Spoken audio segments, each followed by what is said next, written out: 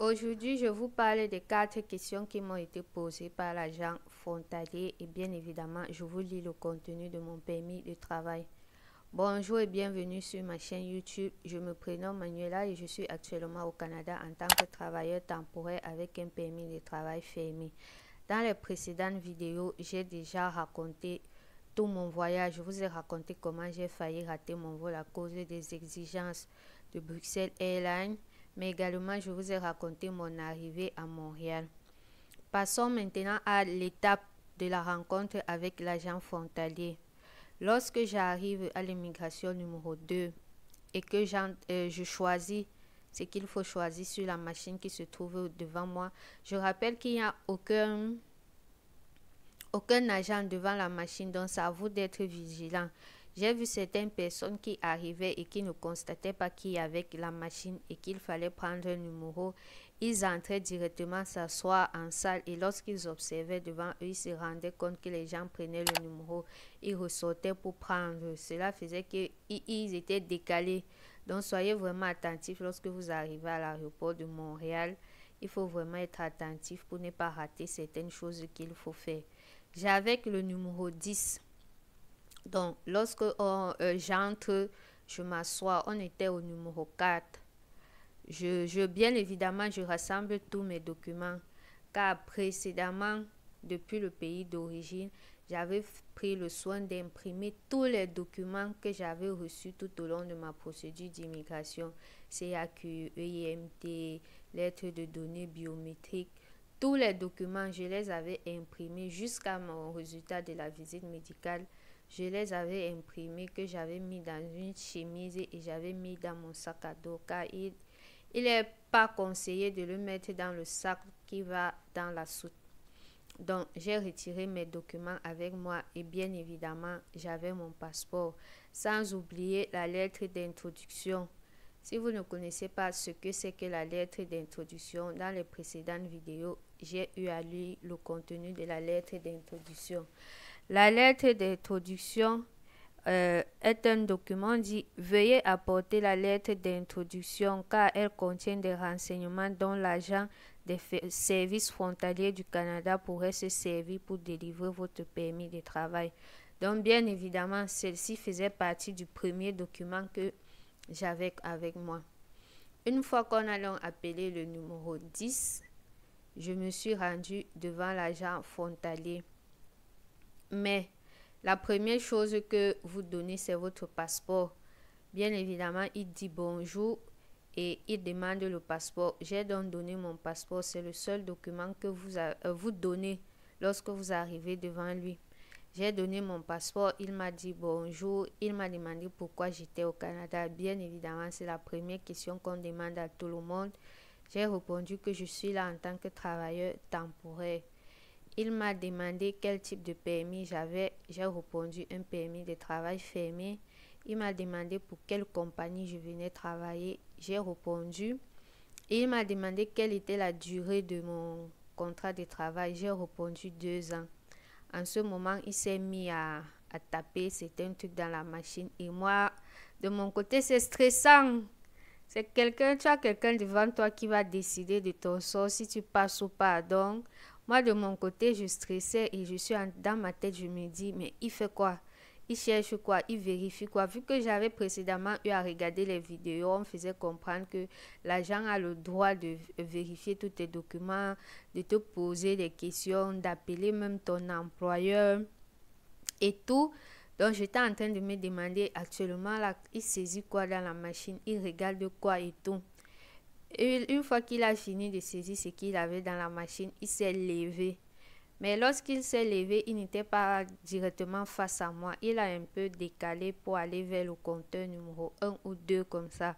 Donc, je ne voyais pas ce qu'il faisait. Et moi, je paniquais un peu. J'étais en train de me dire, le type s'est parti où il est allé appeler mon employeur. Qu'est-ce qu'il fait? Il est en train de vérifier quoi? Donc, moi, de mon côté, vu que je ne pouvais pas le voir, j'ai essayé un peu de décaler en arrière pour voir si j'arrivais à voir ce qu'il fait. Mais malheureusement, il y a les vitres qui séparent les trucs. Donc, c'était impossible. Il y a les vitres qui séparent les compteurs. Donc, c'était impossible pour moi de voir et je n'ai pas voulu trop reculer en arrière pour qu'on sente que je suis en train de paniquer. Donc, je suis restée dans ma position, même si dans ma tête, il se passait mille choses et dans mon cœur également. Mais une fois, ma grande surprise, lorsqu'il revient, je vois qu'il a le permis, il a mon permis de travail avec lui et il stampe le cachet d'entrée sur mon passeport et il me dit bienvenue au Canada. Ouh, la pression est descendue. Donc, moi, je n'ai eu que droit à 4 questions devant mon agent d'immigration. Pourquoi est-ce que je suis venue? Quel type de permis j'ai? Je viens travailler pour qui et quelle est la durée de mon employeur? J'ai été très contente alors que à la base, je ne voulais même pas être parmi les premières personnes. Mais comme je vous l'ai dit, dans l'avion, mon siège était devant et qui dit siège devant dit qu'on fait partie des premières personnes qui descendent. Alors que moi, j'aurais voulu être parmi les dernières personnes en me disant que bon, il faut que quand mon tour arrive, que l'agent d'immigration là soit fatigué, qu'il a déjà vu tellement de personnes passer devant lui qu'à mon tour, il ne me dérange pas. Tout le monde sait que lorsque vous faites partie des premières personnes qui sont reçues quelque part, que l'employé a encore l'énergie et tout, on vous menace un peu alors que vers la fin, on est fatigué. Mais j'ai été très contente de passer finalement devant lui car je n'ai eu que droit à 4 questions. Je rappelle qu'il y a différents agents frontaliers et chacun a le droit de décider de comment il fait. Mon collègue, par exemple, lui, son agent d'immigration, son agent frontalier lui a posé énormément de questions. Il a fait, je crois, pratiquement 40 minutes devant son agent frontalier.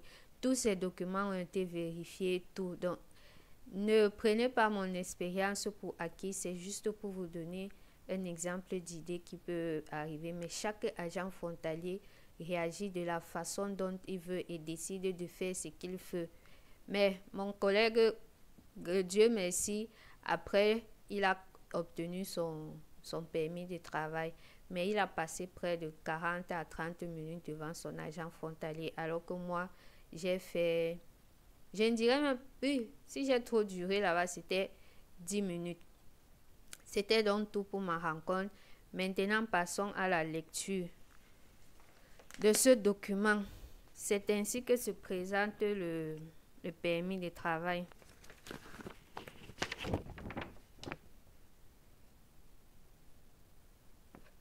C'est donc un document, une page sur un papier un peu cartonné. Bon, j'ai déjà plié. Sur un papier cartonné qui a une couleur, je dirais quoi, blanc cassé, non pas blanc cassé. Bref, vous voyez la couleur. Je cache l'autre face parce que, bien évidemment, elle contient mes informations personnelles. Donc, lisons donc le contenu de la lettre. Bien évidemment, elle vient en anglais et en français. Donc, chaque information que je vais lire en anglais, il y a également le titre en français. Bien évidemment, à l'entête, vous avez Immigration, réfugiés et citoyenneté Canada. Il y a un gros Canada là qui est écrit dessus. Il y a certains numéros qui sont écrits dessus. Ensuite, il y a mon nom complet. Il y a mon numéro de demande qui figurait sur tous les documents que j'ai reçus jusqu'ici. Et il y a mon numéro IUC. Ensuite, on écrit permis de travail. On écrit information du client. Donc, il y a mon nom de famille, mon prénom, ma date de naissance, mon sexe, mon pays de naissance, le citoyen 2. Et il y a le numéro du document de voyage, donc le numéro de mon passeport. Ensuite, on met informations supplémentaires. On met la date à laquelle le permis a été délivré, la date d'expiration, car comme je vous l'ai dit, je suis avec un permis de travail fermé. Et qui dit permis de travail fermé dit permis relié à la durée de votre contrat. Et comme j'ai un contrat de 2 ans, alors mon permis expire pour 2 ans. La date écrite dessus, bien évidemment, c'était la date du jour à laquelle j'ai rencontré l'agent frontalier. La date d'expiration, on met JAR de cas, donc c'est un numéro qui m'est attribué. On met le numéro de l'EIMT, donc on a mis mon numéro de IMT. On a mis le nom de mon employeur, on a mis l'emplacement de l'emploi, on a mis la profession, donc le titre que je viens occuper. On a mis en vigueur le. Donc c'était la date du jour que j'ai également rencontré l'agent d'immigration. Et ensuite il y a conditions. Les conditions liées donc à mon permis de travail. Doit quitter le Canada au plus tard le. La date est indiquée. Interdiction d'exercer une profession autre que celle indiquée. Interdiction de travailler pour un employeur autre que celui indiqué. Interdiction de travailler à un endroit autre que celui indiqué. Non valide ou pour un emploi dans une entreprise liée au commerce du sexe comme les bars de danseuses nues, les salons de massage ou les services d'escorte. Comme je vous l'ai dit, mon permis de travail est fermé. Voilà pourquoi j'ai ces conditions. Je suppose qu'avec un permis de travail ouvert, les conditions sont différentes car celui qui a un permis de travail ouvert a la possibilité de travailler pour n'importe quel employeur. Bon, ils ont mis observation. Rien n'a été écrit sur la page. Et en bas, ils ont écrit « Ceci n'autorise pas la réentrée ». Formulaire établi par le ministre de l'Immigration, Réfugiés et Citoyenneté Canada. Le présent document est la propriété du gouvernement du Canada. Je vous lis donc le verso, bien évidemment, en pliant ici. Au verso, il y a un texte, bien évidemment, en anglais et français. Le haut est en anglais, je vais donc lire le bas car c'est la même chose. Les conditions régissant votre séjour au Canada figurent au recto du présent document.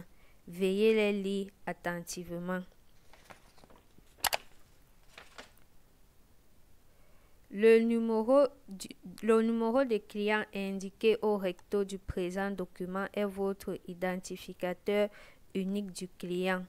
Comme il donne accès à votre dossier, veuillez le mentionner chaque fois que vous écrivez à Immigration Canada. Pour votre protection, vous ne devez jamais permettre à d'autres personnes de l'utiliser. Si vous souhaitez prolonger votre séjour au Canada à titre de résident temporaire, entre parenthèses visiteur, étudiant ou travailleur, veuillez remplir le formulaire à cet effet afin de recevoir votre pièce officielle avant que l'ancienne n'arrive à terme. Veuillez présenter votre formulaire de demande au moins 30 jours avant la date d'échéance de votre statut au Canada. Pour présenter une demande d'extension de votre séjour, allez à la page canada.ca. Pour obtenir de plus amples renseignements, veuillez appeler le centre de soutien des clients à l'un des numéros suivants. Ils ont donc donné 2 numéros. C'est tout pour le contenu de la lettre de permis de travail. Bon, je crois que j'ai fait le tour. Merci d'avoir regardé cette vidéo. On se dit à la prochaine vidéo. Je n'ai pas encore décidé de la thématique, mais je suis sûre qu'elle sera intéressante comme les autres. Surtout, n'hésitez pas. Si vous avez des questions, peu importe les questions, vous pouvez le mettre en commentaire. Et si vous voulez m'écrire personnellement, sur ma bannière YouTube se trouve mon adresse email et mon numéro de téléphone. Vous pouvez me contacter pour certaines informations. Je précise bien des informations liées à ma procédure. Ne venez pas me parler d'un cas étudiant car je n'ai pas fait une procédure en tant qu'étudiant donc je ne pourrai pas vous répondre. Ou alors en tant que résident permanent, Je n'ai pas fait de procédure en tant que résident permanent. Je ne pourrai pas vous répondre. Mais si vous avez des questions concernant un travailleur temporaire, alors n'hésitez pas, vous pouvez m'écrire. Mon numéro et mon adresse email se trouvent sur ma bannière. Merci d'avoir regardé cette vidéo et à la prochaine vidéo.